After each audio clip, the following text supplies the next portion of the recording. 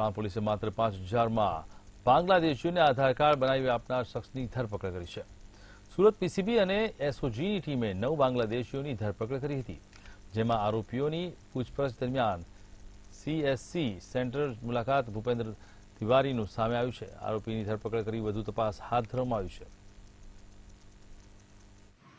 અને 8/1/2024 સુધીના રિમાન્ડ મેળવવામાં આવેલા અને રિમાન્ડ દરમિયાન એની પૂછપરછ કરતા આ કામના જે આરોપી જે છે એને જે અહીંયા ભારતમાં જે આધાર કાર્ડ જે છે નકલી બોગસ ક્યાં બનાવેલું એ બાબતે તપાસ કરતા તેને પાનગઢ મુકામે મુંબઈ ખાતે બનાવેલું છે તેવું જણાવતો હોય આ કામના આરોપીને સાથે લઈ અને ઉત્તરાયણ પોલીસના એક પીએસઆઈની આખી ટીમ ત્યાં તપાસ માટે મોકલવામાં આવેલી।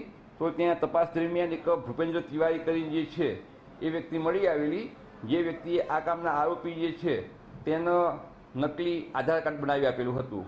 ભારતમાં ગેરકાયદેસર રીતે ઘૂસણખોરી કરતા લોકો સામે તવાઈ બોલાવવામાં આવી હતી અને સુરત પોલીસે ક્યાંક ને ક્યાંક 9 જેટલા જે ગેરકાયદેસર ભારતમાં ઘૂસેલા બાંગ્લાદેશીઓ હતા તેમની ધરપકડ કરવામાં આવી હતી। ખાસ કરીને જે પ્રકારે ધરપકડ કર્યા બાદ તપાસનો દોર શરૂ કરવામાં આવ્યો હતો અને તમામ જગ્યાએ તપાસ બાદ જે પ્રકારે આ બાંગ્લાદેશીઓને આધાર કાર્ડ બનાવી દેનારા, પુરાવો બનાવી દેનારા તમામ સામે તપાસ કરવામાં આવી હતી, જેમાં જોઈ શકાય છે આ આરોપી જે છે તે ઉત્તરાયણ પોલીસ મથકમાં હાલ ગિરફ્તમાં હોવો છે। આ આરોપી છે તે પાલઘરનો છે અને તેમનું નામ ભૂપેન્દ્ર તિવારી છે।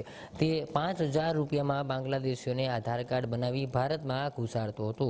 મહત્વનું કહી શકાય કે પીસીબી અને એસઓજીની ટીમ સંયુક્ત ઓપરેશન હાથ ધર્યું હતું અને આંતરરાષ્ટ્રીય માનવ તસ્કરીનો રેકેટ જે ચાલી રહ્યું છે તેનો પર્દાફાશ કર્યો છે અને ખાસ કરીને બાંગ્લાદેશીઓ જે સુરતની અંદર હતા તે ખાસ કરીને ભારતનું નાગરિક એટલે કે બોગસ આધાર કાર્ડ સહિત જે વસ્તુઓ હતી તેમાંથી 9 જેટલા બાંગ્લાદેશીઓને ઝડપી પડ્યા હતા।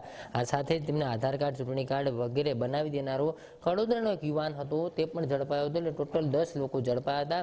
આ મામલે સરથાણામાં 2, લાલગેટ, પાંડેસરા, મૈધરપુરા, ચોક બજાર અને ઉત્તરાયણ પોલીસમાં અલગ અલગ 7 જેટલા ગુનાઓ દાખલ થયા હતા, જેમાં આરોપીઓને કબજો સોંપી તેમની તપાસ હાથ ધરવામાં આવી હતી। કેમેરામેન કેસી વઘાસિયા સાથે દિવ્યેશ પરમાર, મંતવ્ય ન્યૂઝ, સુરત।